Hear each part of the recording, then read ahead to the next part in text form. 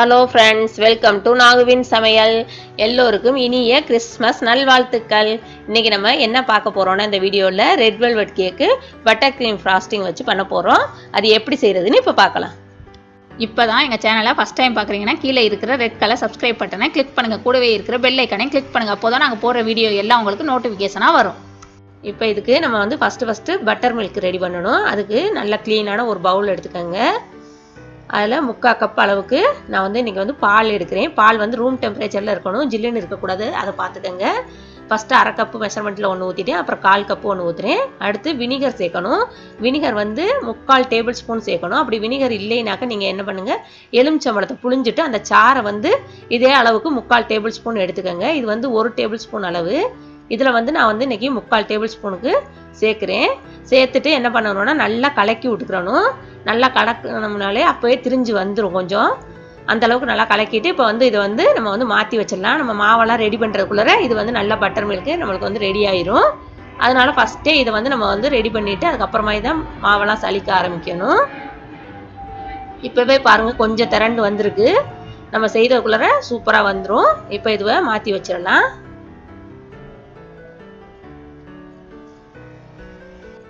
இப்போ நான் இது செய்கிறதுக்கு 2 க்ளீனான பவுல் எடுத்திருக்கேன். அப்புறம் ஒரு சல்லடை வச்சுருக்கேன். இதில் இப்போ 1 கப் அளவுக்கு நம்ம வந்து மைதா மாவு சேர்த்துக்கலாம்.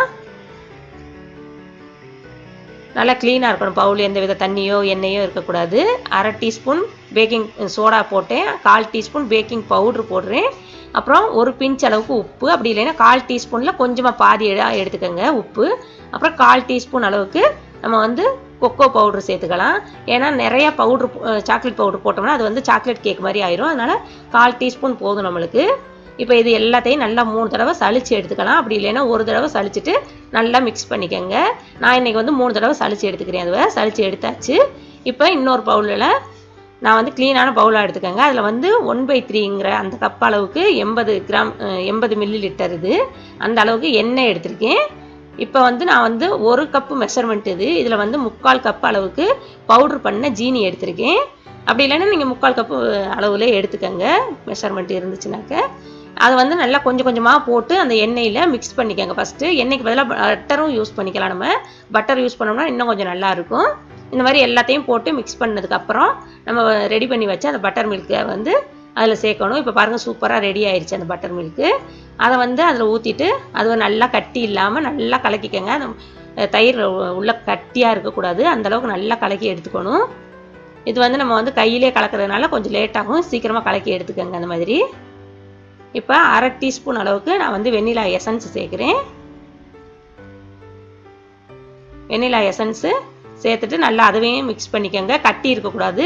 அதுக்கப்புறம் தான் நம்ம வந்து இந்த சளிச்சு வச்சோட அந்த மாவு எல்லாத்தையும் கொஞ்சம் கொஞ்சமாக அதில் போட்டு சேர்த்துக்கலாம். ஃபஸ்ட்டு கொஞ்சம் போட்டுட்டு கிண்டி விட்டுக்கோங்க, அப்புறம் கொஞ்சம் போட்டு கிண்டி விட்டுக்கோங்க. இந்த மாதிரி கொஞ்சம் கொஞ்சமாக சேர்த்து இப்போ எல்லா மாவையும் நம்ம வந்து கட்டி இல்லாமல் கலக்கியாச்சு. கட்டி இல்லாமல் கலக்கணும். கட்டியாக இருந்துச்சுன்னா கேக் வந்து நம்மளுக்கு அந்தளவுக்கு நல்லா வராது, பார்த்துக்கோங்க. கலக்கி முடிச்சதுக்கப்புறம் கடைசியில் வந்து நம்ம இது வந்து ரெட் வெல்வெட் கேக்குங்கிறதுனால ரெட் கலர் சேர்க்குறேன். ஒவ்வொருத்தவங்களோட கலர் வந்து ரெட் கலர் வந்து கொஞ்சம் போட்டாலே நல்லா நிறையா வரும். ஒவ்வொருத்தவங்கள்ட்ட நிறையா போடணும், அது பார்த்துட்டு போட்டுக்கோங்க நீங்கள். இப்போ பாருங்கள், ரெட் கலர் சேர்த்து நல்லா எல்லாத்தையும் கலக்கி எடுத்தாச்சு. இந்த அளவுக்கு இருக்கணும் மாவு. நம்மளுக்கு பார்த்தோம்னாலே தெரியும் அந்த ரிப்பன் ஸ்டேஜ் அளவுக்கு நம்ம வந்து கலக்கி எடுத்துக்கணும். இப்போ வந்து எல்லாம் செய்கிறதுக்கு முன்னாடியே நான் வந்து இது வந்து 1/2 கிலோ கேக் செய்கிற டின்னு, 5 இன்ச்சு டின்னு. இதை வந்து நான் ஃபஸ்ட்டே பட்டர் பேப்பர் போட்டு ஆயில் தடவி க்ரீஸ் பண்ணி வச்சுட்டேன். அந்த பட்டர் பேப்பர் வந்து எக்ஸ்ட்ரா மேலே கொஞ்சம் தூக்கிட்டு இருக்க மாதிரி போட்டிருக்கேன். ஏன்னா இது வந்து கொஞ்சம் பொங்கி வந்துச்சுனாலும் இது வந்து எக்லெஸ்ங்கிறதுனால 1/2 கிலோ கேக் டின்னே போதுமானது நம்மளுக்கு. அது பொங்கி வந்துச்சுன்னா அந்த சைடில் வந்து அந்த பட்டர் பேப்பர் இருந்துச்சுன்னா நம்மளுக்கு வந்து வெளியில் வராது, அதுக்காக போட்டிருக்கேன். இப்போ இதை வந்து 3 தடவை நல்லா தட்டி விட்டுட்டு ஏர் பபிள்ஸ்லாம் போகிறதுக்காக தட்டி விட்டுட்டு நம்ம வந்து அவனில் வச்சு எடுத்துடணும். இப்போ நான் வந்து 180 டிகிரிக்கு 10 நிமிஷம் வந்து ப்ரீஹீட் பண்ணி எடுத்திருக்கேன் அவனை. இப்போ வந்து 40லேருந்து 45 நிமிஷம் இந்த கேக்கை வந்து நம்ம உள்ளே வச்சு எடுத்துடலாம். இப்போ வந்து நான் வந்து குக்கரில் வைக்கிற வீடியோவும் நிறைய வீடியோ நான் போட்டிருக்கேன். தெரியாதவங்களுக்கு அதோட லிங்க்கும் டிஸ்கிரிப்ஷன் பாக்ஸில் கொடுக்குறேன். மேலே காமிக்கிற பாருங்க, உப்பு போட்டுட்டு அது மேலே ஸ்டாண்ட் வச்சுட்டு வைக்கணும், அது மாதிரி வைக்கணும். அதை வந்து தெரியாதவங்க அதை பார்த்துட்டு அந்த மாதிரி செஞ்சுக்கோங்க. இப்போ அதை வந்து நம்ம வந்து பேக் பண்ணி எடுத்துகிட்டு வந்துடலாம். இப்போ பாருங்கள், இந்த கேக்கை நான் வந்து இப்போ 4 லேயராக நல்லா ஆறுனதுக்கப்புறம் கட் பண்ணி எடுத்துட்டேன். இந்த மாதிரி நல்லா ஆற வச்சுட்டு கட் பண்ணி எடுத்துக்கோங்க. எவ்வளோ சாஃப்டாக இருக்குது பாருங்கள். இன்றைக்கி வந்து என் ஃப்ரெண்டு வந்து வாட்ஸ்அப்பில் கேட்டிருந்தாங்க பட்டர் க்ரீம் ஃப்ராஸ்டிங் போட சொல்லி. அதனால் நான் இன்றைக்கி வந்து பட்டர் க்ரீம் ஃப்ராஸ்டிங் வந்து இந்த வீடியோவில் செஞ்சு காமிக்கிறேன். இதுக்கு வந்து க்ரீம் சீஸ் ஃப்ராஸ்டிங்கு இல்லாட்டி பட்டர் க்ரீம் ஃப்ராஸ்டிங் தான் நல்லாயிருக்கும். இப்போ வந்து 125 கிராம் பட்டர் எடுத்திருக்கேன்னா இது வந்து ரூம் டெம்பரேச்சரில் இருக்கணும். கை வச்சு நம்ம நசுக்கி பார்த்தோன்னா நல்லா நசுங்கணும், அந்தளவுக்கு இருக்கணும். இதை வந்து நம்ம வந்து இப்போ நல்லா ஒரு 5லேருந்து 6 நிமிஷத்துக்கு நல்லா பீட் பண்ணி எடுத்துக்கலாம். அந்த மஞ்சள் கலராக இருக்கிறது வந்து வெள்ளை கலராக மாறி நல்லா ஃப்ளஃபியாக வரும். அந்த அளவுக்கு நம்ம வந்து பீட் பண்ணி எடுக்கணும். நல்லா ஓரத்தில் இருக்கிறதெல்லாம் வலிச்சு விட்டுட்டு நல்லா ஒரே மாதிரி பண்ணுங்கள். இப்போ பாருங்கள், சூப்பராக நம்மளுக்கு கலர் மாதிரி நல்லா கொஞ்சம் நிறையாவும் வந்த மாதிரி இருக்குது பாருங்கள். இந்த அளவுக்கு நம்ம வந்து பண்ணி எடுத்துக்கணும். இப்போ வந்து இதுக்கு நம்ம வந்து பவுட்ரு பண்ண ஜீனி தான் சேர்க்கணும். ரொம்ப கரக்கரன்னு நொரன்னு இருக்க ஜீனியெல்லாம் சேர்த்தோம்னாக்க அந்த க்ரீம் வந்து அந்த அளவுக்கு நம்மளுக்கு வந்து நல்லா வராது. அதனால் நல்லா சளிச்சு எடுத்துக்கோங்க. சளிச்சு எடுத்ததுக்கப்புறம் அளந்துக்கங்க. 1.25 கப் அளவுக்கு ஜீனி எடுத்துக்கோங்க. அதை வந்து இப்போ நம்ம கொஞ்சம் கொஞ்சமாக சேர்த்து அந்த இதில் வந்து பட்டர் க்ரீமில் வந்து நம்ம போட்டுட்டு அதுவையும் நல்லா பீட் பண்ணி எடுத்துக்கணும். அவ்வளோ ஒன்றா சேர்த்துறாதீங்க, கொஞ்சம் கொஞ்சமாக சேருங்க. நல்லா நைஸாக இருக்கணும், அது முக்கியமாக பார்த்துக்கங்க.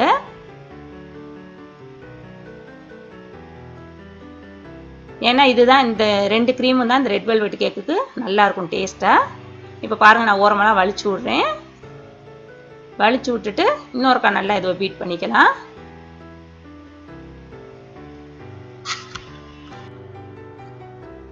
நல்லா ஓரமெல்லாம் இந்த மாதிரி வலிச்சு விட்டுட்டு இது பண்ணிக்கோங்க. இப்போ வந்து ஒரே 1 டேபிள் ஸ்பூன் அளவுக்கு தான் பால் ஊற்றுறேன். ரொம்ப ஊற்றாதீங்க, 1 டேபிள் ஸ்பூன் ஊற்றினா போதும். அப்புறம் ஒரு 1/2 டீஸ்பூன் அளவுக்கு நம்ம வந்து வெண்ணிலா எசன்ஸ் சேர்த்துக்கலாம். சேர்த்துட்டு இப்போ நல்லா அதை திரும்ப ஒரு பீட் பண்ணிக்கோங்க. அது 2 நல்லா மிக்ஸ் ஆகுற மாதிரி. இப்போ நம்மளுக்கு வந்து பட்டர் க்ரீம் வந்து ரெடி ஆயிடுச்சு. பாருங்கள், இந்த அளவுக்கு நல்லா ஸ்டிஃபாக இருக்கணும், அதை முக்கியமாக பார்த்துக்கோங்க. இப்போ நம்ம வந்து கேக்கு வந்து எப்படி இது பண்ணுறதுன்னு பார்க்கலாம், க்ரீம் தடவுறதுன்னு. அதுக்கு வந்து நான் வந்து ஒரு கேக் போர்டு எடுக்கிறேன். எடுத்துகிட்டு அதில் கொஞ்சமாக க்ரீம் வச்சுக்கலாம். ஏன்னா அப்போ தான் அந்த கேக் வந்து நழுவி போகாமல் இருக்கும். ஃபஸ்ட்டு லேயர் வைக்கிறேன்.